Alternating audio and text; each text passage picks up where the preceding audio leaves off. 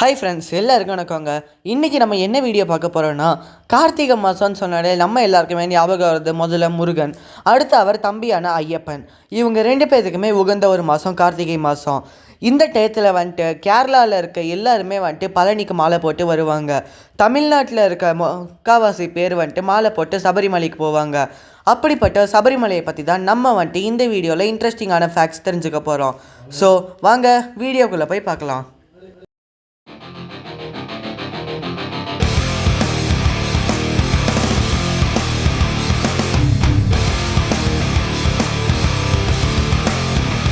ஐயப்பன், ஐயனார் இவங்க எல்லாருமே ஒரு காமன் நேம் வச்சு சொல்லணுன்னா சாஸ்தா அப்படின்றத சொல்லுவோம். சாஸ்தா அப்படின்றதுக்கு மீனிங் என்னது? போதிப்பர்கள். இது அங்கே சாஸ்தாவோட மீனிங்.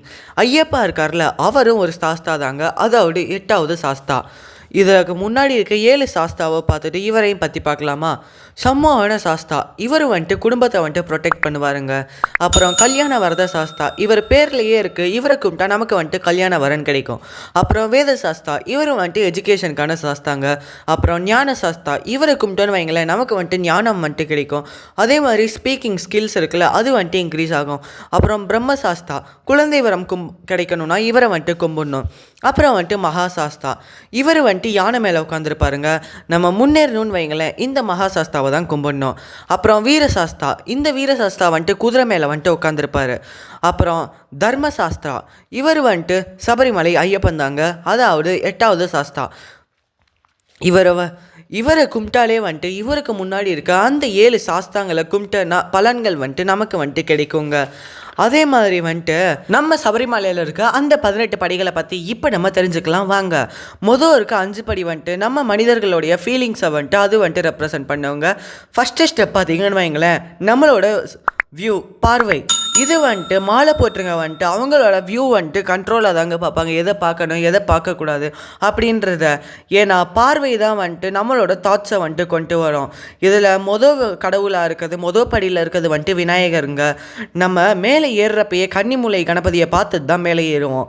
2வது படி வந்துட்டு சத்தம், அதாவது சவுண்டு. இது வந்துட்டு யாரெல்லாம் ரொம்ப மாலை போடுறதுக்கு முன்னாடி அலப்பறை பண்ணிகிட்டு இருக்காங்களோ, ரொம்ப சவுண்டாக ஏதாச்சும் பண்ணிகிட்டு இருக்காங்களோ, அவங்க மாலை போட்டதுக்கப்புறம் ரொம்பவே சாந்தமாகி அவங்க வந்துட்டு சைலண்ட்டாக இருப்பாங்க. இதில் இருக்க கடவுள் யாருன்னு பார்த்தீங்கன்னா நம்ம சிவபெருமான் தாங்க. 3வது படியில் வந்துட்டு ஸ்மெல், இதில் இருக்க கடவுள் நம்ம பார்வதி தேவி. 4வது படியில் வந்துட்டு டச்சிங் சென்ஸ், இதில் இருக்க கடவுள் முருகன். 5th ஸ்டெப்பில் வந்துட்டு டேஸ்ட்டுங்க, இதில் இருக்க கடவுள் வந்துட்டு பிரம்மா.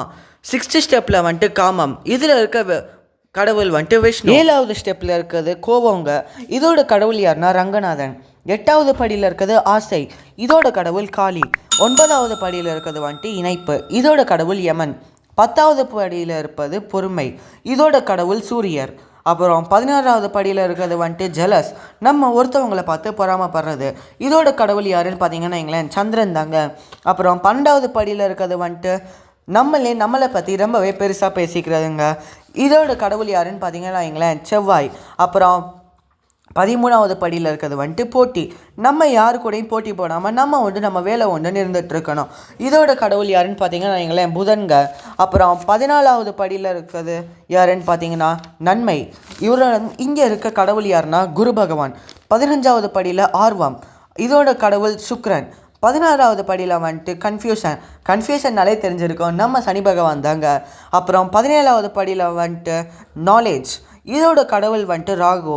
18வது படி கடைசி படிங்க, இது தாங்க அறியாமை ஆற்றல், இதில் வந்துட்டு கேது தாங்க கடவுள். இந்த 18 படி ஏறி போகிறது ஈஸி இல்லைங்க. நீங்கள் வந்துட்டு ஒரு மண்டலம், அதாவது 48 நாள் விரதம் இருந்து இருமுடி கட்டி உங்களோட குருசாமி கூட தாங்க உங்களால் போக முடியும். அப்படி போனால் தான் அந்த 18 படியை உங்களால் ஏறி போக முடியும். ஓகே, யார் இந்த குருசாமி அப்படின்றத தெரியலாமா? குருசாமி அப்படின்றவர் யாருன்னா 18 வருஷம் இருமுடி கட்டி சபரிமலைக்கு போயிட்டு வந்தவர் தாங்க குருசாமி.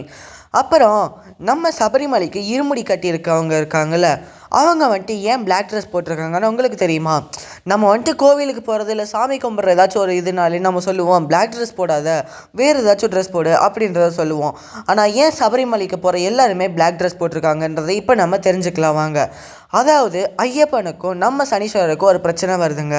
அதில் ஐயப்பன் என்ன சொல்கிறாருன்னா, நீ வந்துட்டு 7.5 வருஷம் சனி பிடிப்ப, அந்த மாதிரி இருக்கப்ப ஏன் பக்தர்கள் இருமொழி காட்டி எனக்கு வந்துட்டு 48 நாள் விரதம் இருந்து என் 18 படி மிதித்து மேலே வராங்களே அந்த பக்தர்களை வந்துட்டு நீ வந்துட்டு சனி பிடிக்கக்கூடாது, அவங்கள வந்துட்டு அந்த டயத்தில் ஃப்ரீ பண்ணிடணும் அப்படின்றத நம்ம ஐயப்பர் வந்துட்டு டீல் சொல்கிறாரு.